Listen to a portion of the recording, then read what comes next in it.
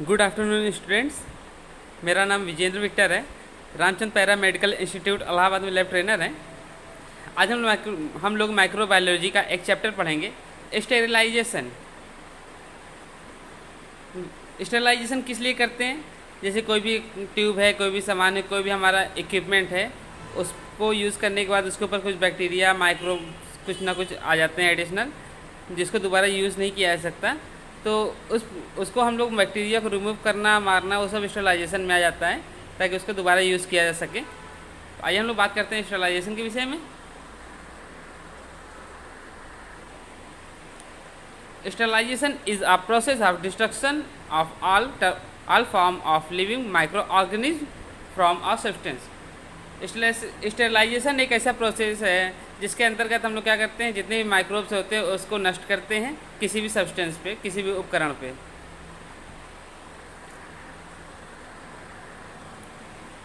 The material includes drugs, nutraceuticals, surgical equipments, foods etcetera. इसके अंतर्गत हम लोग दवाइयों का, न्यूट्रिक्यूटिकल को कर सकते हैं, और सर्जिकल इक्विपमेंट जैसे ऑपरेशन की कैंचियाँ वगैरह हो गई, सब ये खाने की चीज़ों को स्टेरिलाइज कर सकते हैं। Sterilisation is done to preserve the substance for a long time without decay. इसके अंदर क्या क्या करते हैं, किसी भी बैक्टीरिया, माइक्रोब्स को हम लोग किसी उपकरण से नष्ट करते हैं ताकि लंबे समय तक हमारा उपकरण चल सके और साफ़ सुथरा काम कर सके।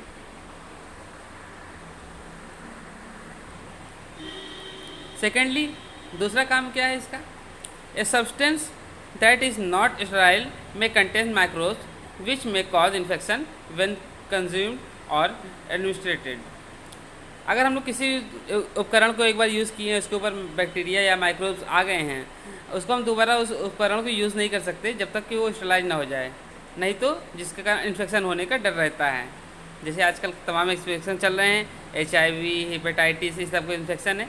अगर पहले से उस उपकरण पर लगे हुए हैं तो दोबारा कोई छुएगा तो उसको भी हो सकते हैं। इसलिए स्टेरिलाइजेशन ज़रूरी है किसी भी उपकरण का। So sterilization is essential. The microbes are invisible to naked eye. इसलिए स्टेरिलाइजेशन बहुत ज़्यादा ज़रूरी चीज़ है, क्योंकि माइक्रोब्स जो होते हैं कि नग्न आँखों से नहीं दिखाई देते। And even those like bacteria have a protective sheet on their surface making them resistant to sterilisation.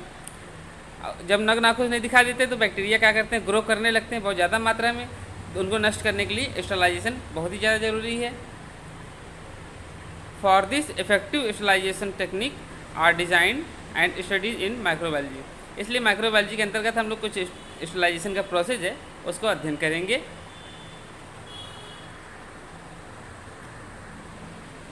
Method of sterilisation includes, हम लोग यहाँ पे हीट मेथड का इस्तेमाल करते हैं, केमिकल मेथड का इस्तेमाल करते हैं, फिल्ट्रेशन मेथड का इस्तेमाल करते हैं।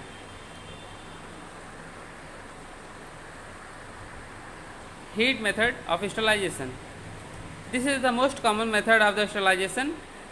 The heat used kill the microbes in the substance. इसके अंदर हम लोग क्या करते हैं कि हीट मेथड जो है तो बहुत ज़्यादा मात्रा में, बहुत ज़्यादा यूज़ होने वाला मेथड है ये। इसमें हम लोग क्या करते हैं, किसी सब्सटेंस से माइक्रोब्स को या बैक्टीरिया को नष्ट करते हैं। The temperature of the heat and duration of heating are the factor that affect the extent of sterilization. इससे अंतर्गत क्या होता है कि इसका टेम्परेचर बहुत मायने रखता है, कितने टेम्परेचर में कितनी देर तक उसको गर्म करना है। अगर जैसे कि कोई बैक्टीरिया है उसको नष्ट करना है तो अगर चाहे जितना टेम्परेचर दे दें, 1-2 मिनट में तो हो नहीं सकता। हर टेम्परेचर का अलग अलग टाइमिंग है। अभी उसके विषय में बात करते हैं आगे। The heat method of sterilization is again of 2 type based on the type of heat use. Heat method 2 तरीके के होते हैं, एक मॉइस्ट हीट होता है, एक ड्राई हीट। मॉइस्ट हीट जैसा होगा देखा होगा आपने, भाप से, मॉइस्चर से, मतलब जैसे कि कुकर का भाप निकलता है या किसी बर्तन, कोई पानी खोला है उसका भाप रहता है, उसके ऊपर कोई चीज़ रख देते हैं तो स्टेरिलाइज हो जाता है। उसी तरह है जैसे कि कभी कभी देखा होगा, पानी, कोई कपड़ा है उसको ब्लड वगैरह या कोई गंदा चीज़ लग गया, उसको गर्म पानी में धुल दें तो पूरी तरह बैक्टीरिया नष्ट हो जाता है। दूसरा है ड्राई हीट। ड्राई हीट में मतलब डायरेक्ट फ्लेमिंग होती है, डायरेक्ट आँच पे, आग पे दिखाया जाता है।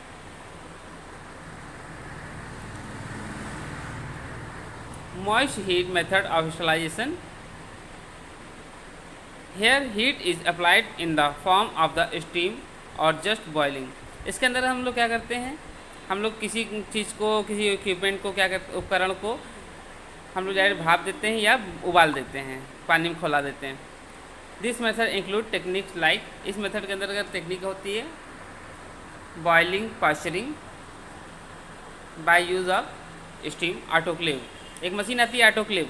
ऑटोक्लेव एक तरह का कुकर है, लेकिन इसकी दीवार मोटी होती है और इसमें काफ़ी ज़्यादा मात्रा में सामान रखा जा सकता है। Boiling is preferred for metallic device like surgical scissors, scalpel, needle etcetera. Autoclave जैसी मशीन है, इसके अंदर हम लोग क्या करते हैं, सर्जिकल इक्विपमेंट को ज़्यादातर यूज़ करते हैं स्टरलाइज करने के लिए, जैसे कि हमारे स्कैल्पल हो गए, ब्लेड हो गए, कैंचियाँ हो गई, सुइयाँ होगी, ये सब चीज़ों को। Here substance are boiled to sterilize them. इसके अंदर क्या होता है कि सब्सटेंस जो होता है उसको बॉयल हो जाता है, भाप से बॉयल हो जाता है और पूरी तरह स्टरलाइज हो जाता है। Using steam, autoclaving. Here the substances are subjected to sterilization in an autoclave or steam sterilization technique equipment.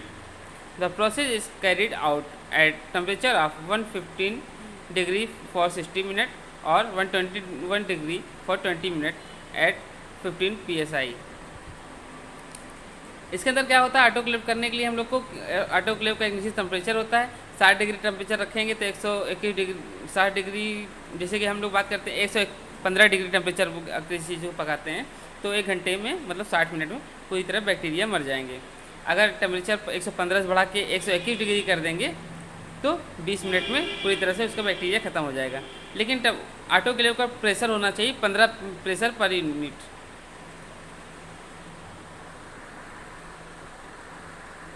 अगला आता है हम लोग का dry heat. Dry heat method में क्या करते हैं, here the substance are subjected to dry heat like flaming, incineration, hot air oven, radiation, sterilization. Flaming मतलब आँच होता है, इंसिनरेशन मतलब कि जैसे भस्म कर देना। हॉट एयर ओवन, एक मशीन आती है हॉट एयर ओवन, उसके अंदर अगर किसी सामान को डाल देते हैं तो उसमें आँच रहती है, गर्म हो, जैसे ओवन देखे होंगे पकाने के लिए। तीसरा है रेडिएशन स्टरलाइजेशन, मतलब कोई किरण उसके ऊपर डाल दें, गर्म हवा डाल देते हैं तो उससे स्टरलाइज हो जाता है। Flaming is the process of exposing metallic device like needle, scalpel, scissor to flame for few minute. The fire burn the microbe and other dust on the instrument directly. Flaming क्या होता है, Fleming पे क्या हम लोग किसी equipment को directly आंच पे दिखा देते हैं, डायरेक्ट आग पे दिखा देते हैं, जिससे उसके ऊपर बैक्टीरिया, माइक्रोब्स वगैरह सब पूरी तरह जल के नष्ट हो जाते हैं और हमारा इंस्ट्रूमेंट पूरी तरह से साफ़ हो जाता है।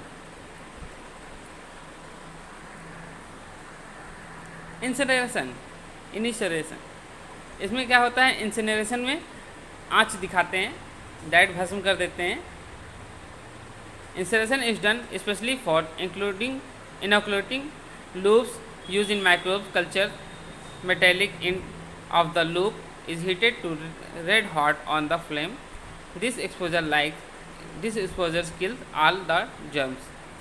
इंसिनरेशन क्या होता है, जैसे कोई मान लीजिए एक चाकू है, उसको डायरेक्ट आंच पे दिखाते हैं, जब तक वो पूरी तरह लाल नहीं होता, इंसिनरेट ना हो जाए, लाल हो जाए।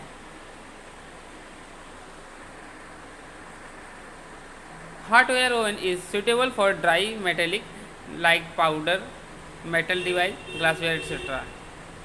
Here, thermosible material on the racks inside the hot air oven. Hot air oven क्या होता है, इसमें मेटेलिक डिवाइस वगैरह डायरेक्टली फ्लेम करके हम लोग स्टरलाइज कर सकते हैं। बहुत बढ़िया प्रोसेस है ये। अगर हम लोग बात करें हॉट एयर ओवन के टेम्परेचर की, तो हॉट एयर ओवन में अगर कोई चीज़ को रखते हैं तो 160 डिग्री सेल्सियस पर रखेंगे तो 2 घंटे के लिए रखना पड़ेगा। 170 डिग्री सेल्सियस पर रखेंगे तो 1 घंटे के लिए। 180 डिग्री सेल्सियस पर रखेंगे तो 30 मिनट। 190 डिग्री सेल्सियस पर रखेंगे तो 6 से 12 मिनट। अगर 200 डिग्री कर देंगे तो मेटल भी पिघलने लगेगा, इसलिए हम लोग इतने टेम्परेचर पे रखते हैं। बाकी हमारे और चैनल्स हैं और वीडियोस हैं जिसमें आप लोग देख सकते हैं कैसे स्टरलाइज करते हैं हम लोग। इसका डायरेक्टली वीडियो है, प्रैक्टिकल वीडियो। धन्यवाद, जय हिंद, बाय बाय।